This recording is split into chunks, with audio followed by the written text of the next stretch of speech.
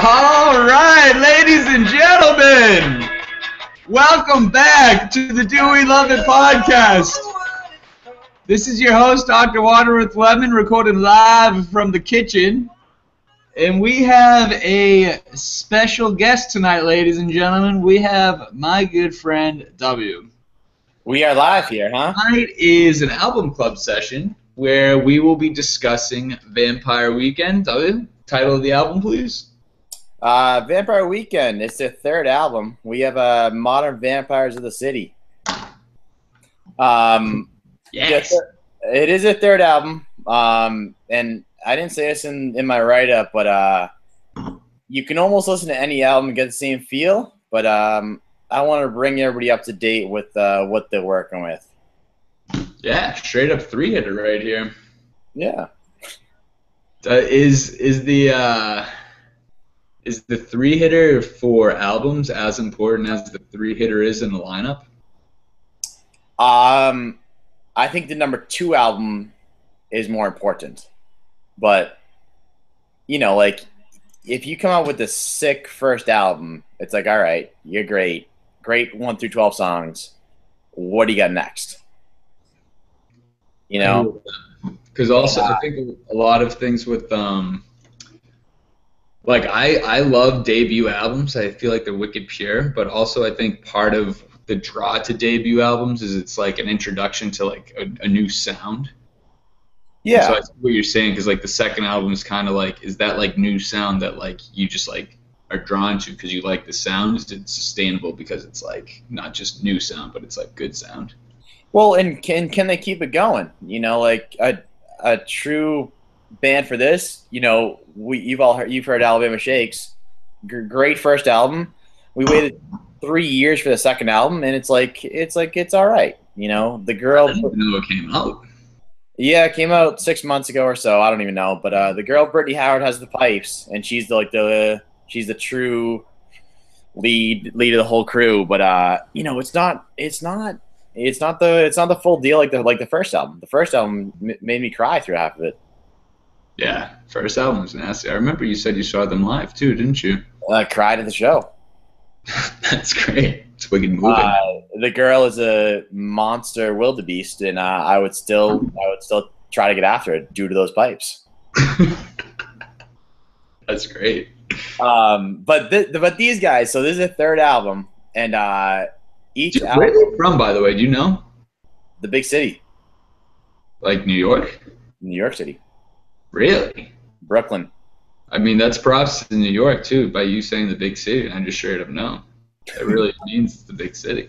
Yeah, you know, New York guys, and like when you first hear their name, Vampire Weekend, you kind of get a little scared, right? You know, like you think of like they kind of think of like the weird kid in the back of the class, you know? Yes. Yeah, you know. And so like that's what turned me off at first from them. But I saw them maybe 3 or 4 years ago at Boston Calling, and you know some of their sounds, but you don't really know them. And like you listen to all their songs, like wow, these guys rock, and they've been rocking now for like 10 years, or maybe not that long, but you know, close to that, you know. And I feel like they're a band for the next like 10 years. They'll probably keep rocking. Yeah, they. I agree with you though with like the name at first. You know, because I had heard of them a while ago, and I never listened to them. And just like the name Vampire Weekend, I was like, oh, it's probably like I just associated with Twilight.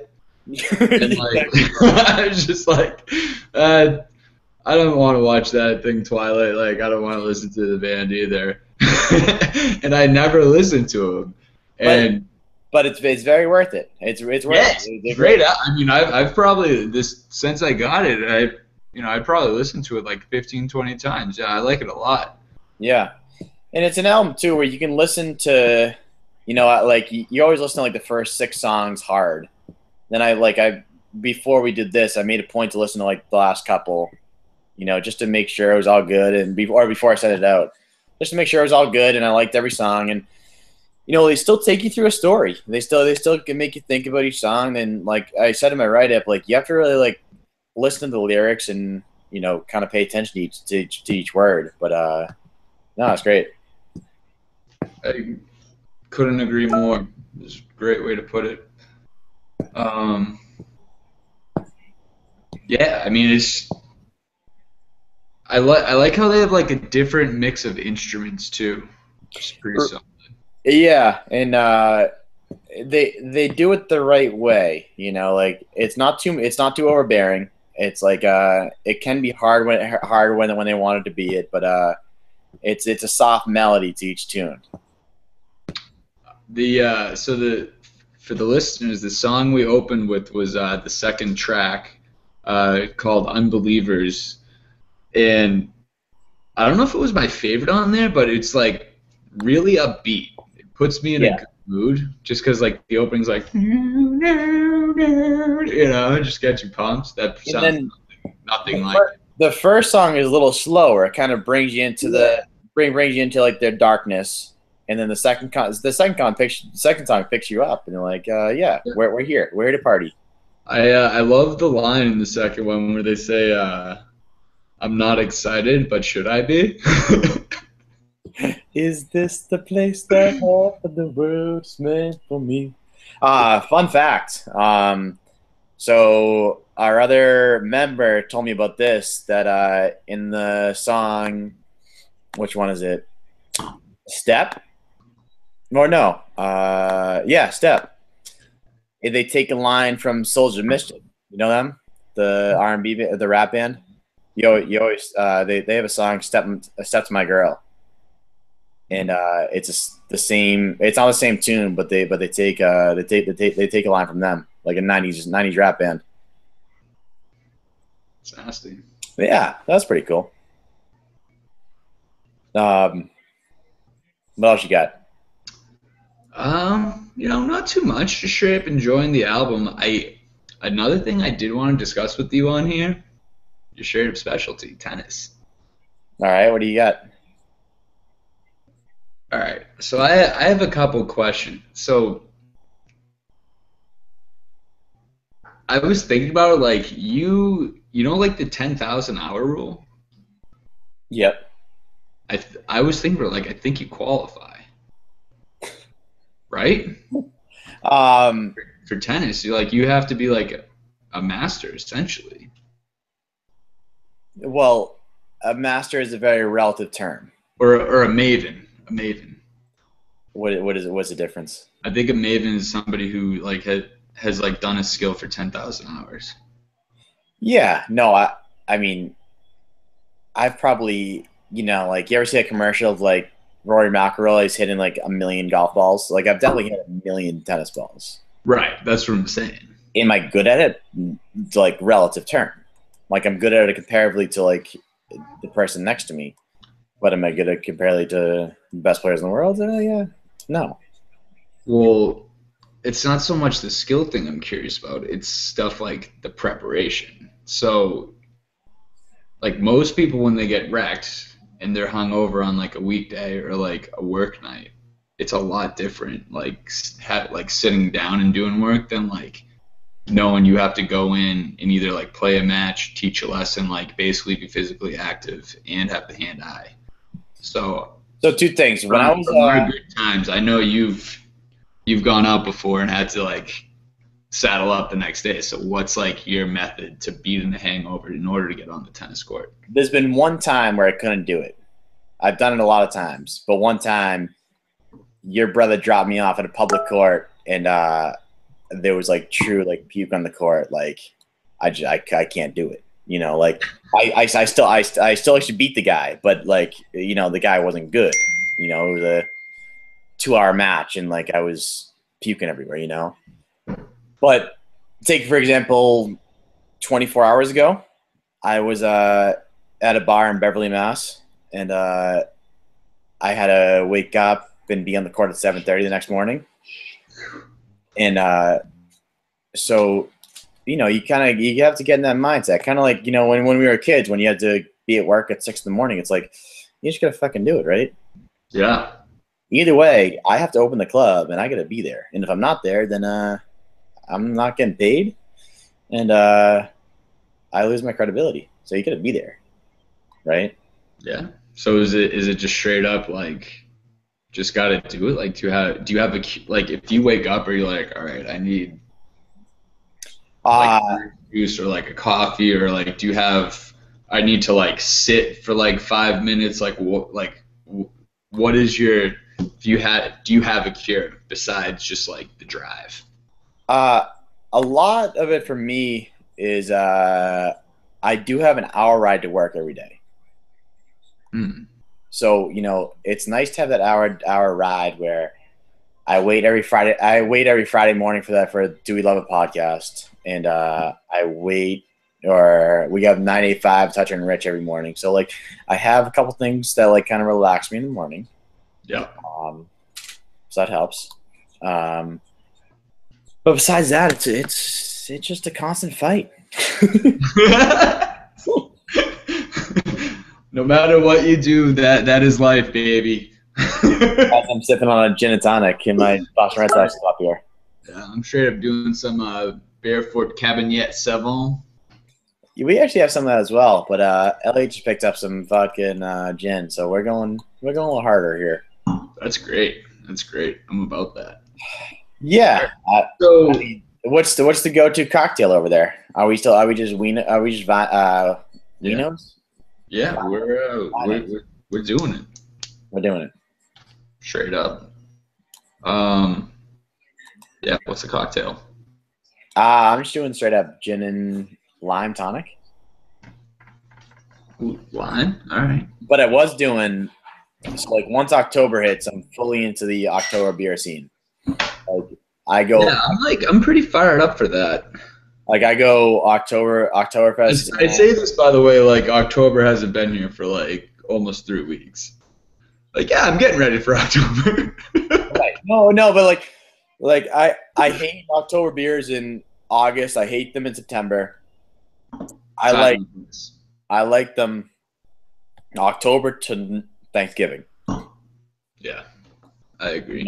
And it's a season right now. I know you guys don't have it out there, but right now it's like 65 to 60 degrees out. Like it's nice and brisk. Yeah, it's the best time of the year. It's the best time of the year. Yeah, Elliot said it's probably like 50. It's right now. It's probably like 45 out right now. Yeah, but it's dark. It's dark. Yeah, no, it's all good. Like it's brisk out. The leaves are falling. Jerry's working hard.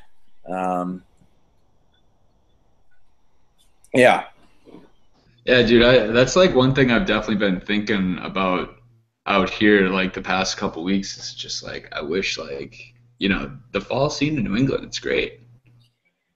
Right, but you know that in 1 month, our 55 degrees will be 35 degrees, and you'll be all right. Yeah, I'll be pretty fired up about that. All right, so I have another question for you. Is the preparation you take in the car ride, like going to work, the same as your prep prior to a real match? Like tournament play, whatever is your most competitive league or level that you like to play at, what's your prep work leading up to a big match? So it does that also depends, because like going into work, it's still work, Mm-hmm. So like I'm still going in, you're still just kind of going through the motions. Like you have a game plan for work. When you go into a match, it's like you need to be a little more awake. You're gonna be sharp. You got to be sharp, and like when I played I'm playing tomorrow morning, and like I know that the guy I'm playing can hit a forehand $120. Like if I'm standing in the net with like one iron, then like I'm gonna get hurt. You got to be awake. So at what point, like before a match, do you start kind of getting into your game mode mindset? Because I know, like when you go, you probably, especially if you're on a team, like a lot of your buddies will be there even if they don't play for like a couple hours, right? Yeah. So like if they're like bullshitting with you, at like what point do you kind of like? Is it like when you're walking on the court? Is it like the drive there? Like when do you take me through like what kind of like? Well, I'll drive out tomorrow. Match starts at 11. I'll probably leave here at 9:30. I'll get up there a half hour early, but I would say right about when I hit the 95 split, I'll put on the tunes to get in the zone a little bit. Mm-hmm. But I'm different than most because I'm a little quieter. I'm not really talking. I'm just chilling. Yeah. Some people would get into it by yelling and talking to other people, but I just kind of sit there and just think about what's going on. Especially if you're playing. If you know the guys you're playing, you kind of think about what you're gonna do. It's Right. like, oh, I'm gonna serve to this guy. I'm gonna do this. I'm gonna do that. Gotta think about it a little more. Yeah, for sure. So last weekend I played in a national paddle tournament. Oh, okay. Can you do me a favor and give a brief overview to the listeners of just what paddleball is? So paddle, it's a very, very dumb sport. I say to everybody, you feel so goofy playing, but you play with the paddle, which is maybe a foot long. It's a wooden paddle with holes in it. You're in a cage, 12, whatever. I don't even know. I don't know right now. Like, say it's 12 feet long. The same idea as tennis with same strokes, but the biggest difference is that you hit the ball off the cage. So, like, if somebody rips their serve, you let it hit off the cage and you take a lob back, whatever. So, like a good rally and paddle is like 30, 40 shots. Whereas in tennis, What if it bounces and hits the cage? Do you have to play it in the air off the cage? yeah, so it has to land inside the court first. So, like, you have to hit the ball in the court, then Oh, so you can't hit the cage direct. No. So Okay. so it looks like a tennis court, except it's a lot smaller.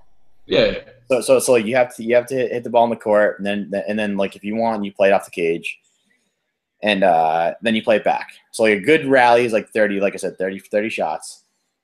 And so the first match we played, me and this guy, like I said, it's a national tournament. So it's such an insulated sport that the top 10 players in the world were at this tournament.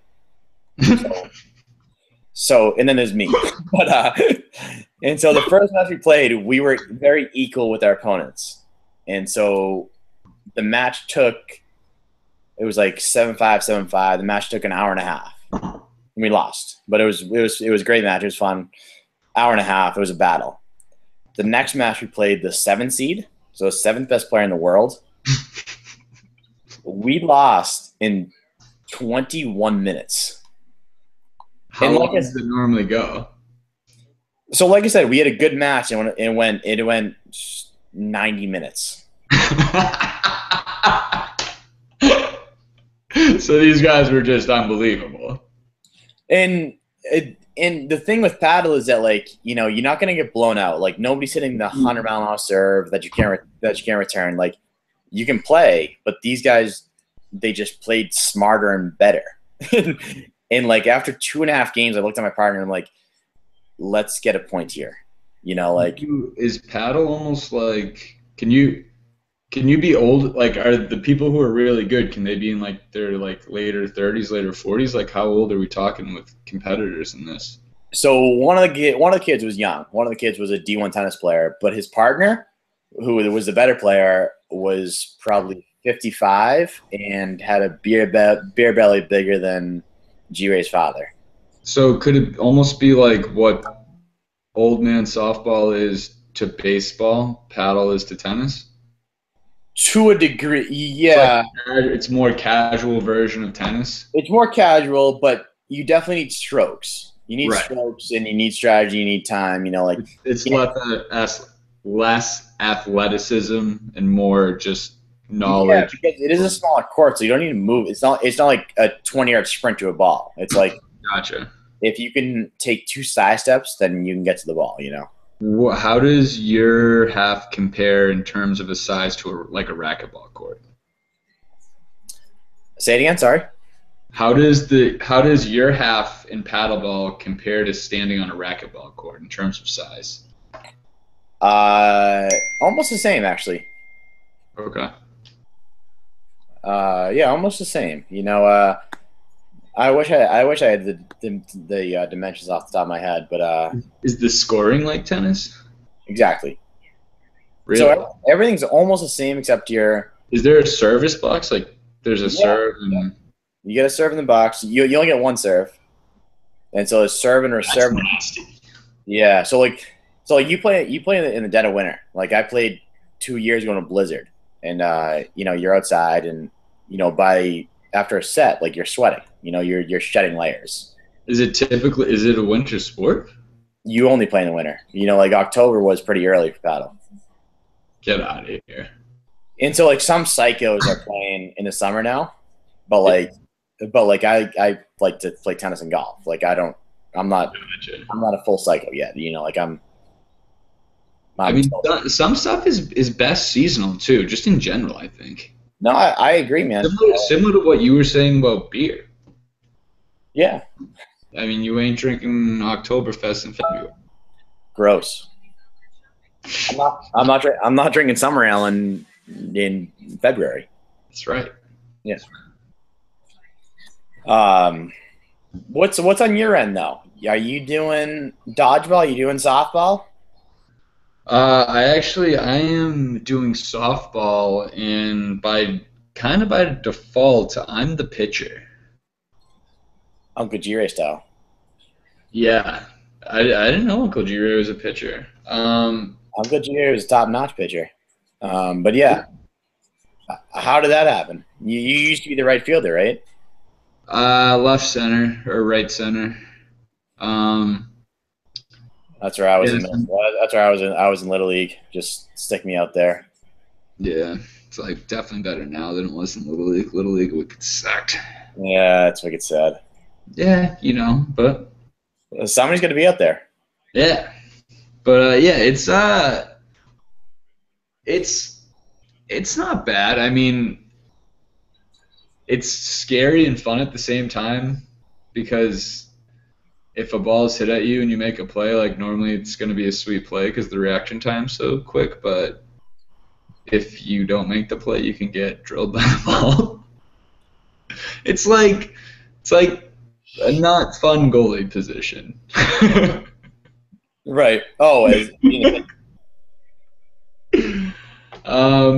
And also for me, like I can throw the ball near the plate, like I can get it in the vicinity. But I mean, if you want to get really technical, like I'm not going to be pounding the strikes up. Like I can't, right.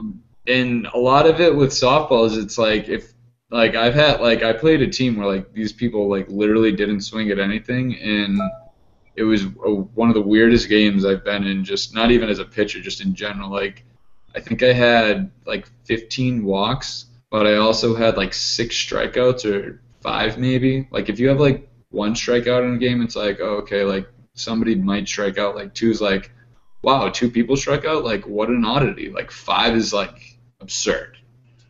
We're here to play the game, right? Yeah, like they weren't swinging, so like they'd either like walk or strike out. It was like, Yeah. what are you guys doing? I was getting pissed. I just didn't get it. Yeah. Like I've played softball for a decade, and I think I've taken 1 walk in my life. Well, you're quite aggressive, as I'm sure all your listeners know. Right, but like it's slow pitch softball. Like the ball it's literally a ball bigger than what you should be playing with. That's lobbed up 10 times slower than the speed it's typically coming in. Like take a fucking swing. Right. Yep. Yeah. Like some guy came up in like the 7th inning with batting gloves on and looked at 3 straight pitches. Like, dude, you're up 15 runs. You're like, what are you doing? So yeah. Hold on. So playoffs though. So we're watching the game. How much do you miss the Red Sox being in the playoffs? And so I say that because I remember going to games back whenever they're in the playoffs and hanging on every pitch, being excited for every throw, no matter what was going to happen, whether we were up or we weren't, like watching watching Leicester back in the day, like just waiting to see what was going to happen on like a 3-2 count was awesome, right? Yeah, I mean, you're hanging on every pitch. Leicester's been pitching great, by the way, and the Sox look like morons because Leicester went against Lackey, and both of them pitched unbelievable. Both of them pitch unbelievable. And now, so I think it's tomorrow night. Leicester's pitching against Arrieta, and like if he can put up a game against Arrieta, like No, they're on. What do you? oh, was that a couple nights ago? Well, he can't. They're both of them are on the Cubs. Leicester versus Arrieta. Then what am I thinking of? DeGrom or Harvey? Are you talking about an upcoming game or past game? What am I thinking of? I saw something recently. Leicester Lackey? Yeah, no, my bad. The next two pitches. Yeah, you're right. Yeah. Okay. The next two for them is gonna be great. Yeah, I mean, Madden has the rotation lined up perfectly. He's a genius. Yeah. I wouldn't say genius. I mean, he made a smart gamble, essentially. Yeah. I mean, he knows what he's doing. I mean, My opinion, he's the best manager in baseball, and I think this season, I thought he was going into this season, and I mean, what he's done with Tampa Bay and now the Cubs sucked last year. The Cubs were the worst team in the league, if not the worst, one of the worst. And now they're in the NLCS. Right. Guy's unbelievable. I mean, who are you rooting for, though? Think of the who do you want to see in the series? There.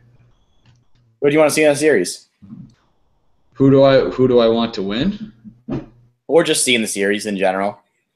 In the World Series? Yeah.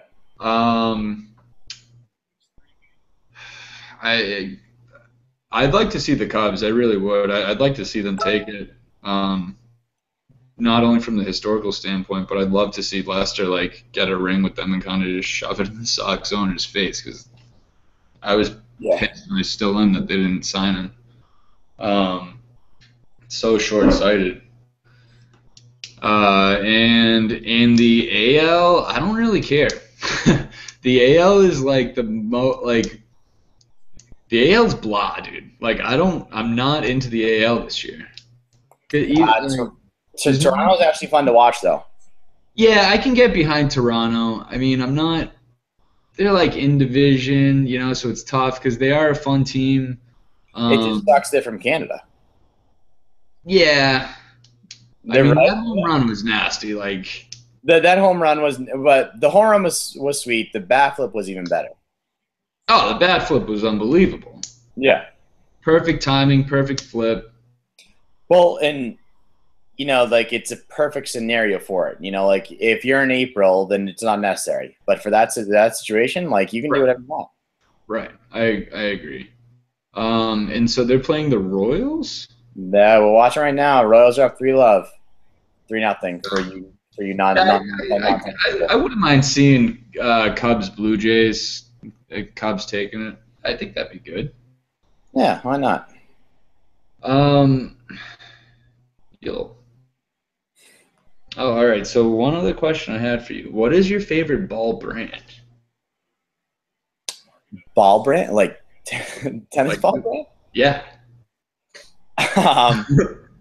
We are we're true Wilson people here. Straight up, huh? Straight up Wilson. Wilson and everything. Except I got a pair of Wilson kicks, which my grandfather wouldn't even wear. So I'm switching to Asics. But besides that, Wilson rackets, Wilson shirts, Wilson everything. All right. Yeah. Do you ever hit the Wilson tennis ball in the rhythm of doo doo doo? No, but I wish other people got that, and that would be awesome. For those of you who didn't get that, please pause and listen to the song Wilson by Fish. Good editor's note right there. Yeah, Jack, the listeners don't really understand that you and I have gone on some serious trips together. Yes. A lot of trips to Fish.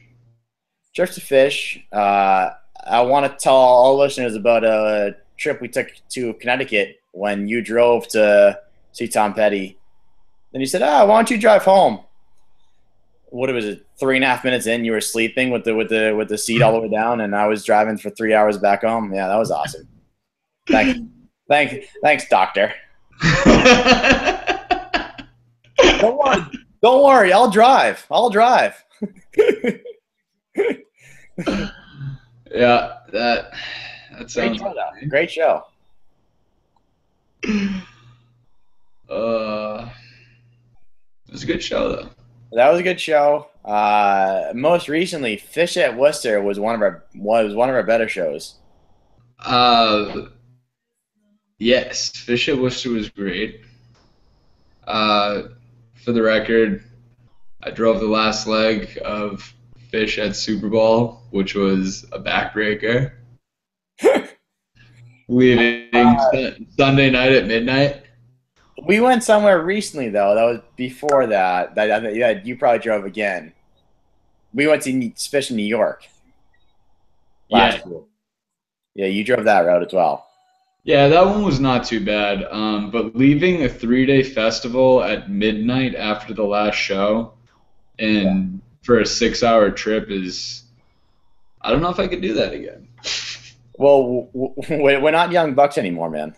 That's true. The hangovers do hit a bit harder. Not even hangovers. It's just like it's a grind. Yeah. It's a grind. Like, I mean, we've seen a lot in the past 5 years of our existence. Yeah. And we went to the small scene at Boston Calling, and it's a freaking scene, man. There's 10,000 people all in the pit, and it takes you 30 yards to get out of there. Like, I'm not built for that anymore. I get tired after weaving out of 10 yards. I need a nap halfway through that. Dude, naps are great. They're getting better every day. That's one thing to look forward to in old age, I think, is the naps. So today, I gave a lesson to a 78-year-old guy who had Parkinson's disease. Wow. Could he play? Dude, for that, so I was speaking with him prior for like 15 minutes, and he was like, "This is my deal. This is going on. I'm 78." And I was like, "All right, what other sports you play growing up?" And he was like, "Your bro at prep school who was like, I rode and I sailed." And I was like, "Oh, Jesus." And so we get out there, and I'm literally standing beside him, just dropping a ball in front of him, and the dude could hit the ball. And so I gave him a half-hour lesson, and 15 minutes in, he was like, "All right, so when are we gonna play?" And I'm like, "Bro, you need to try to hit a ball first, and then we'll play." But yeah, straight up, 78 years old, and had Parkinson's disease. Wow. Like worse than MJ Fox, like hard. And so if that's to all your listeners, if you ever think you're too old to do something, then you're not. Yeah, it's a good lesson. You know the guy who's like top 10 like players over 80 in the world too, right? Something absurd. I saw him last night actually. He's 90. He's 92 months. He turns 90, and he's still playing. Will he be the best 90-year-old in the world? So the field is quite small, but I think he's gonna do it. Now, when you say the field is quite small, is it because there's not a lot of players, or because everybody has shrunk and is just very small?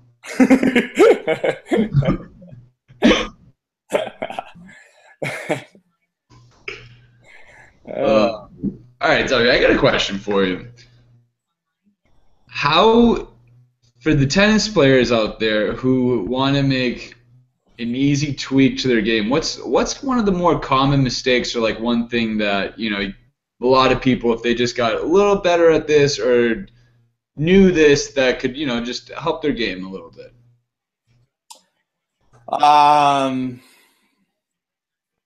Something you got to correct a lot. Something I have to correct a lot. I usually tell people to find a new sport. No, no. Let's see. What do I say? With kids, they don't know how to move. Okay. You know, and that was just like you or I back in our heyday. Like you just stand there just because you don't know how to move. You don't know what to do. Right. And so that's one thing we stress with kids.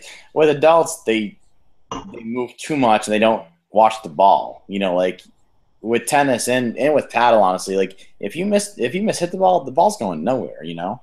Right. You need to find a sweet spot. That's why, like, you watch Federer, you know, like the best player in the world. Every time he's making his contact, and he's still looking at that contact as the ball's going to the other side of the court. Right. That makes a lot of sense. Yeah. So like your father said when you find the sweet spot. When you're playing t-ball, you got to watch the ball. Right. It's kind of like in softball. I always say it's not how hard you swing, it's what part of the bat is the part of the bat making contact with the ball. And so you can swing a quarter as hard as you normally do, and as long as you hit it dead center, you'll launch it, but it's hard. Like you got to really watch it in and just focus on that as opposed to looking out or swinging hard or thinking about where you're going to hit it. You just got to think about where in the bat you're going to hit it. I've never played slow pitch softball, but I feel like you need to time it perfectly where the ball is on the same plane. You know, because like the ball's coming down and you're trying to hit down, so you need to hit that thing. You know, like going. You want to hit it level, and I think a common mistake is that when the ball is up in the air, people tend to dip their back shoulder because as the ball's coming down at a diagonal angle, people will dip their shoulder almost to square up with it, and then you're swinging up, and that's when you're popping up. Graham Wilson style back in Little League. Who? Graham Wilson. He used to get home runs out of bringing Josh Reed and yeah, that was awesome. When nobody else nobody else knew what they were doing.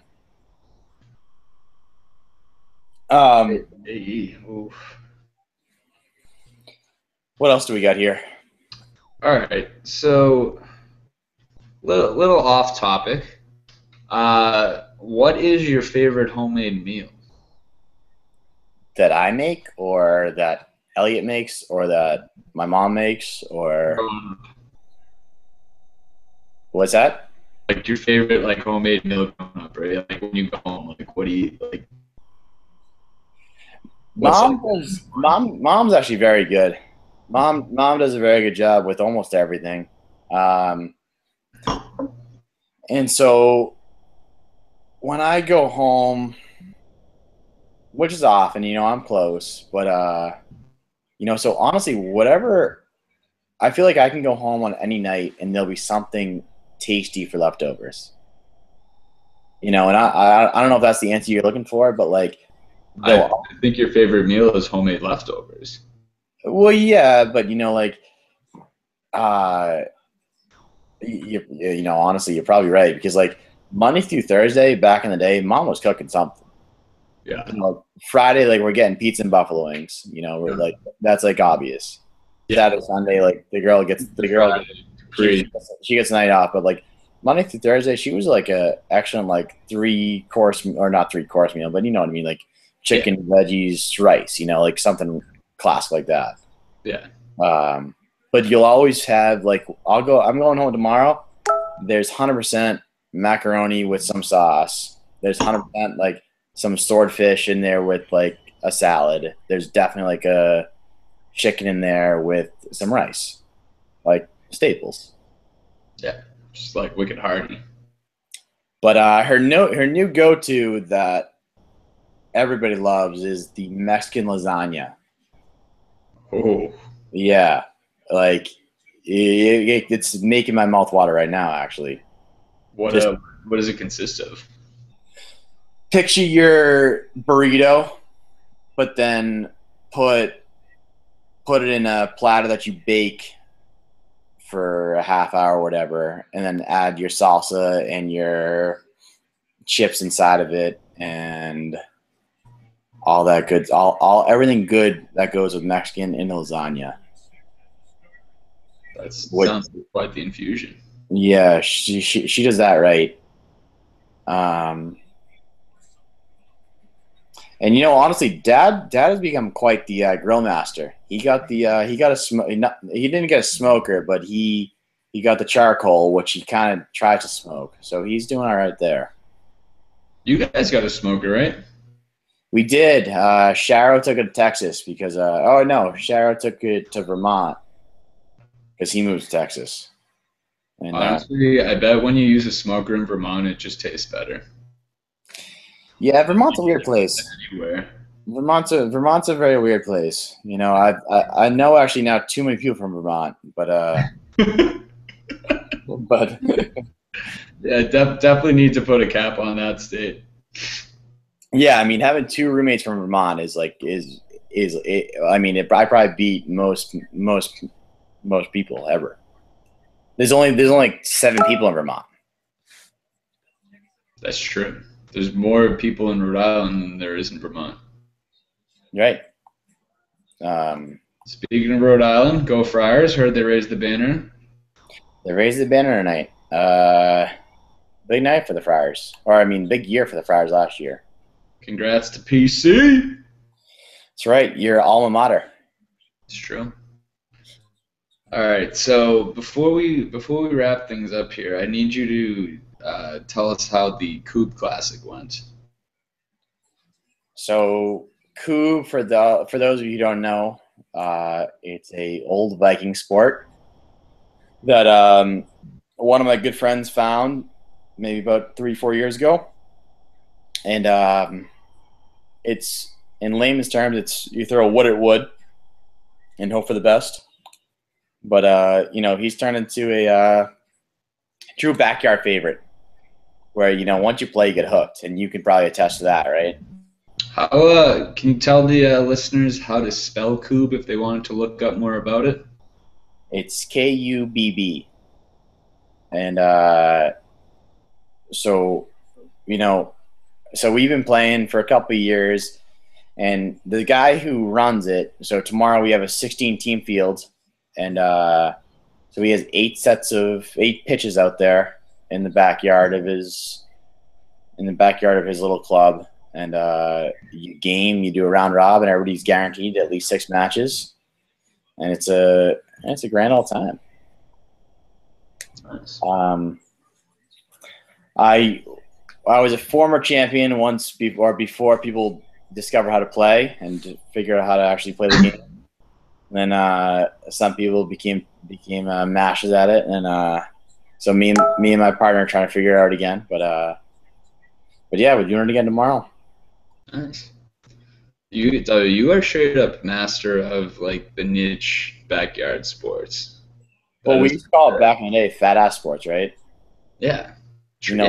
You're really not good at anything, but like you're good at, or like you're not great at anything, but you're all right at everything. Yeah. Jack of all trades, master of none.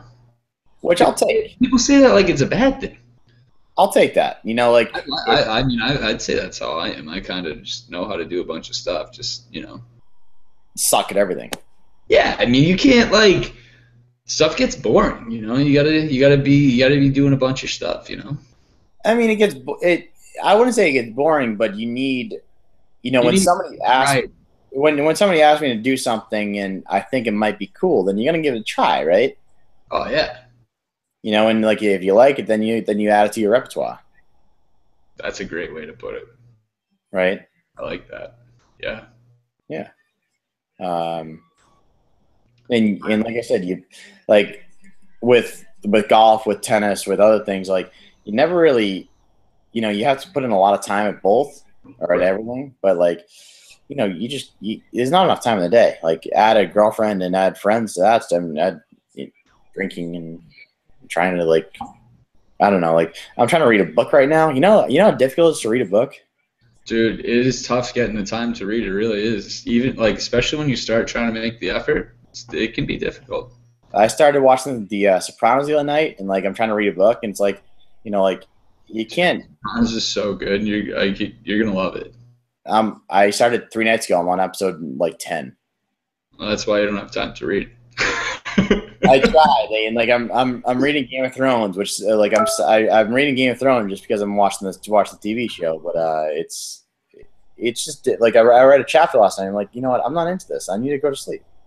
I today on the ride home, I finished up the longest book on tape I've ever listened to. What was that? It's called The Fall of Giants by Ken Follett. It was Elliot agrees. Elliot called out Ken Follett over there. yeah. I mean, it's a part of a trilogy. It's historical fiction. It's about World War One. It was pretty good though. I liked it a lot. And I plan on listening to the second one on tape, but I'm gonna give it some time. Kind of do something different, straighten out my mind, and then maybe like a couple months down the road, I'm gonna do the second one. But for those of you who listen to audiobooks or are thinking about getting into it, this is a great. There's certain books that are good for audio and certain ones that are not. As you know, I'm like a pretty big fan of audiobooks, and the thing that's great about this one is there's multiple characters from multiple different countries. So the guy reading the book has a different voice for each character, but not only is the voice different, but it's like in the accent of that person's country. So it's very easy to keep track of all the characters, which can be difficult if, somebody has the same accent for 20 different people. Very cool. Yeah, so I enjoyed it, and I was like, as soon as it like ended, I was just like, yes, 24 discs, like, dude, it was like 32 hours or something, but it was good. 24 discs. Oh my goodness. Yeah. And you did it. Good for you. Yeah. Actually, so I listened to your last album podcast with Matt, and I'm interested about his book, that weird book about like the different pages that like. I got it. You got it. Yeah, I haven't started it yet. I plan on starting soon, but it like just flipping through it, it's weird, but it looks cool.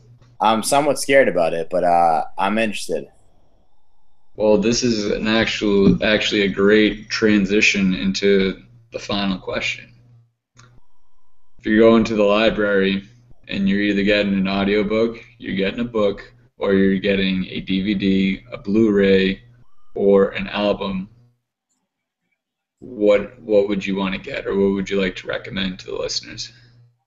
You know what? I knew you were gonna ask me this because I listened to the last one. I listen to every one of your podcasts. Unfortunately, you can tell how much of a life I have over here. But honestly, like I'm not. I know you go to every library in the world, which I respect. But I can't remember the last library I went to. But if I was gonna go to one, I feel like I'm too ADD for all of that. I feel like I'm finding a vending machine, I'm getting the Doritos, and I'm getting out of there. All right. No, but in the library. Seriously, like I haven't gotten onto the audiobook train, which I think that's a cool idea because I'm in the car a lot, but books though. Actually, one of the most recent books I've read, not recent, probably the past 5 years. I'm sure everybody's read the Mitch Albom books, right? Like the Five People. Maori. Yeah, Five People You Meet in Heaven, or Two to the Mari, or For One More Day. Those 3 books I read in a quick time. Most books take me a while, but it makes you think. It puts a little tear in your eye. It helps. Those are nice. Besides that, man, like I said, I wish I read more, but it's difficult. I got a lot of shit going on. Dude, those were a great recommendation. I did Tuesdays with Maury. Thought that was pretty good. For One More Day, man. For One More Day is excellent. I haven't heard of that one. I'll have to check that out. Yeah, For One More Day is great. Yeah. What else? I wanted to ask you one more thing. Oh yeah, you said on your last one that you were going to see a show. Oh man, I didn't go. Well, Well, I'm not saying you got to see a show, but like what's on the books? Because right now, because like I hate when I have 2 months and I'm looking at 2 months and there's nothing on my books. You know, like you look at November, December, it's like, all right, I need a show to look forward to, and I have a few coming up. But what do you got? You got nothing?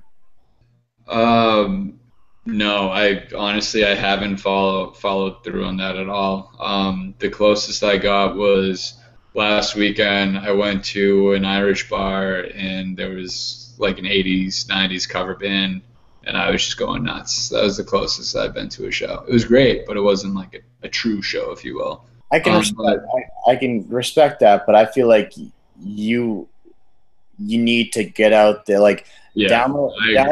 download that app, Bands in Town. I look at that almost every night, every day, and Where do see you look? the application bands in town, or there's like a couple other ones that like you look at and like you see who's playing, and if like somebody's playing at like a shitty local spot, and then you go check them out. I got a pre-sale code for Leon Bridges. He's coming here in March, you know, and I was like, dude, absolutely, you gotta put someone on the books. Yeah. And so that app is called Bands in Town, you said? Bands in town, yeah.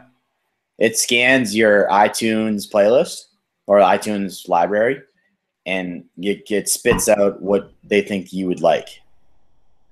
Ah, And then you can also go to like what's actually in town, and like yeah. they show you every show within like a 100-mile radius of you. That's great. Yeah, that's what I have to do then. Yeah, you got to do that. And then, or if you got nothing, if you have no shows coming up, go check out a comedy show. We're going to see Jim. Oh, dude, I went to Jay Leno last Sunday. Really? Yeah, I saw him do stand-up. Boom. That absolutely counts. How was he? He was very funny. I feel like I just sounded like my father right there almost. He was very funny. Yeah, that was basically exactly what my dad would say. And I went with my dad. And my mom. Me, my mom, and my dad went to Jay Leno after the Pats game on Sunday, and he did stand up. He made a couple Boston references. The best part of the show, in my opinion, was it was a straight up comedy show, straight up stand up, like no bells and whistles or anything. It was awesome. He's telling this story about how when he was out in LA back in, I think it was the 80s, he was just new to the Tonight Show. It was his first or second year, and he got a call that his dad was in the hospital.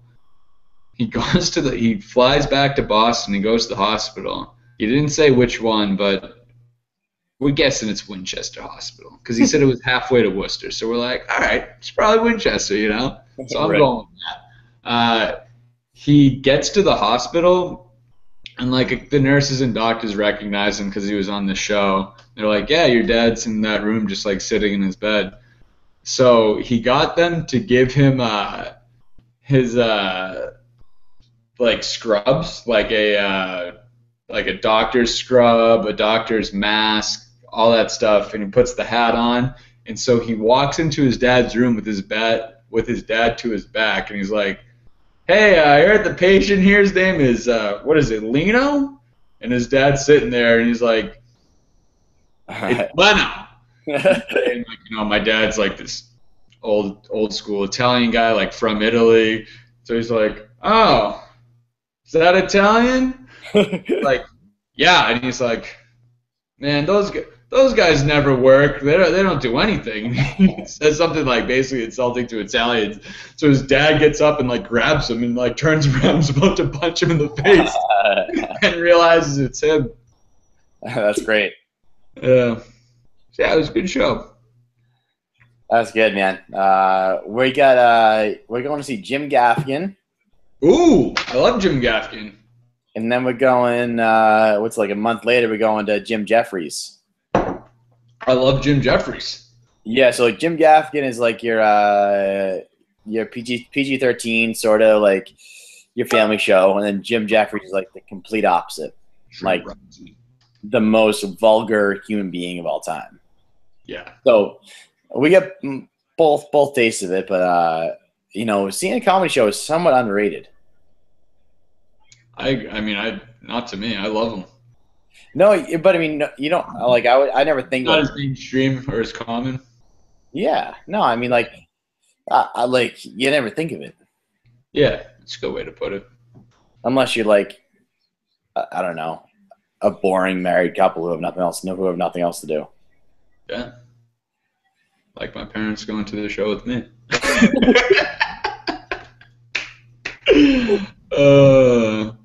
All right. Before we wrap up, can you, real quick for the listeners, track 4 on Vampire Weekend album called Diane Young, tell them about the title on that. I thought that was pretty cool in your write-up. Oh, yeah, that is a cool title. Actually, first, listeners definitely listen to Hannah Hunt as well. Hannah Hunt is number 6. Great track. Track 6. Track 6, one of, it was rated the top 5 song of last year. You know, like one of the best songs. I could listen to that song right now. You know, it's just a great tune, great melody. But Diane Young, an actual name, the lead singer he was like it was a play on words, right? And so I'm just tracing everything back here, but it's kind of like a live fast, die young metaphor. And he thought that dying young or live fast and dying young was too harsh. So, saying Diane Young is it sounds like that sounds like a nice blonde girl's name, right? Yeah. I was thinking brunette, but yeah, all right. Well, to each his own. I like blonde. Very true. But yeah, no, I mean, and the song gets into that a little bit, like it talks about like kind of going hard and getting after it, but it takes you to a different route, and it's not your Lil Wayne route. It's more like, we're here to party, we're here to hang out, but we're having a great time, Yeah. But it is a cool title because you wouldn't think of that unless I'm telling you right now that it's a little play on words. Yeah, I wouldn't have noticed it, but after you mentioned it in the write-up, I saw that, and I like it. It's good. And it is their title track, so like they're definitely making a point of it. Yeah. But it's not too hard on you. Yeah, no, I think it's perfectly said. Yeah. One track I really enjoyed, it might be my favorite track, is track 3, Step. Yeah. So it kind of makes me feel like I'm floating. Oh Jesus! Not in like I'm a homosexual. Just like la, la, like just I feel like like floating and like not in the air, like more so like floating in. Do we hear that there, or is that just on my end? I heard it. You heard it. Yeah, I have it lined up if you want me to. Yeah, you can play it. I was thinking about of ending with that.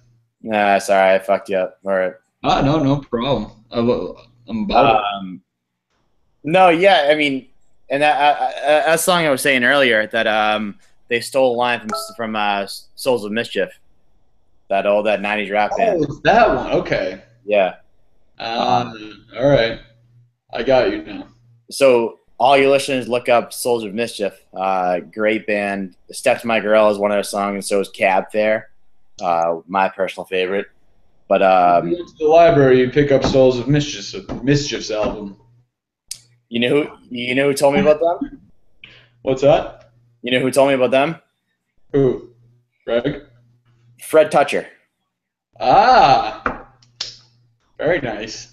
Yeah, he's a radio host on 98.5, the Sports Hub. But he has a good taste in music. Yeah, every Friday, just like you guys have Philosophy Friday, he has a Funk Friday, and he plays whatever he's feeling for his little funkiness. That's great. Yeah. About that. Yeah. But before we go, so I listened to your Friday podcast this morning, and like a Dairy Friday, and you talked about, what was the first thing you talked about? I remember the second thing. What was the first thing? This was one of, so I normally re-listen to my process is I record it, I upload it before I listen to it, and then I listen to it right after.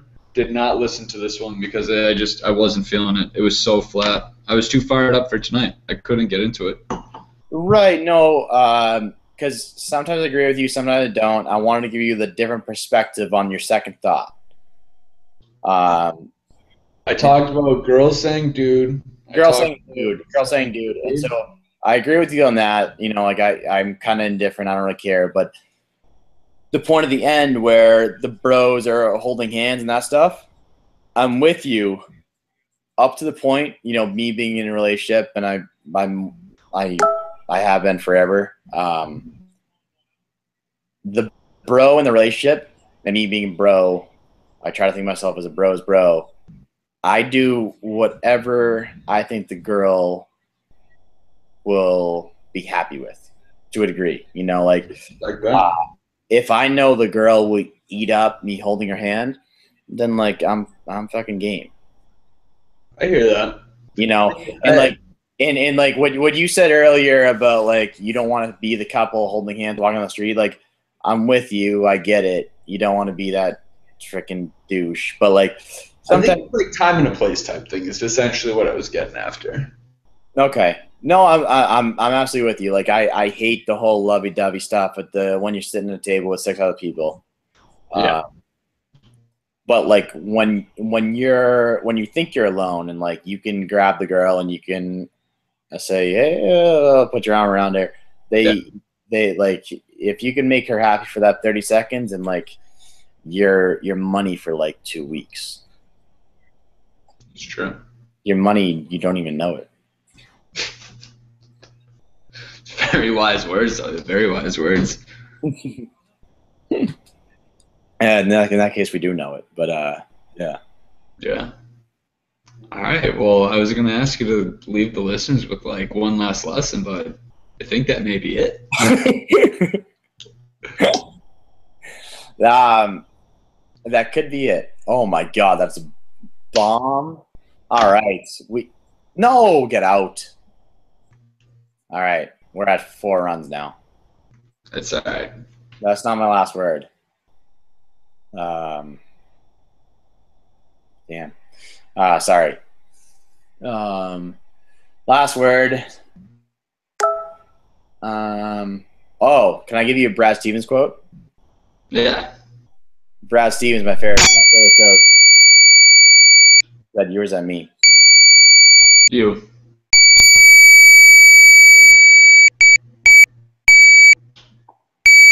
Brad Stevens. Hold on.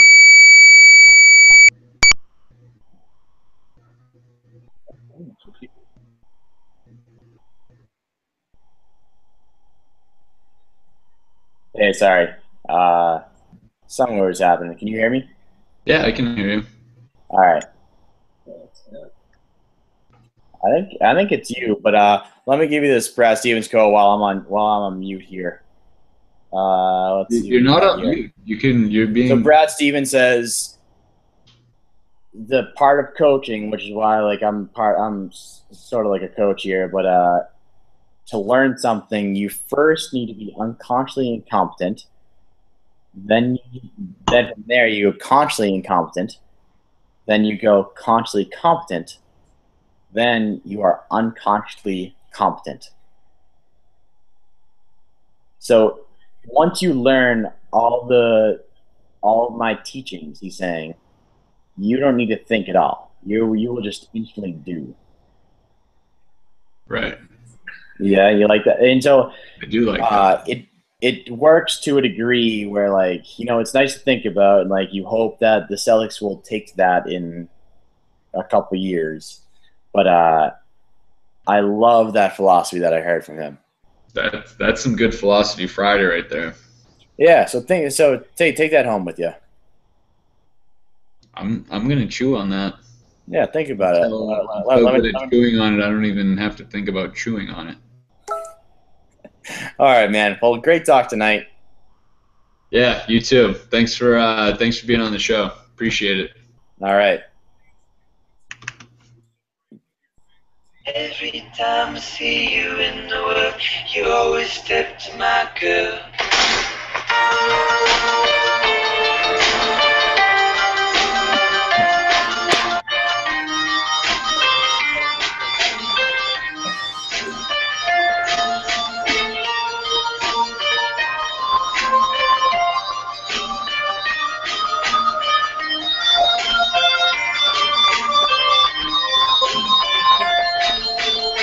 Back with the guys from Mechanicsburg, Anchorage, Dar es Salaam.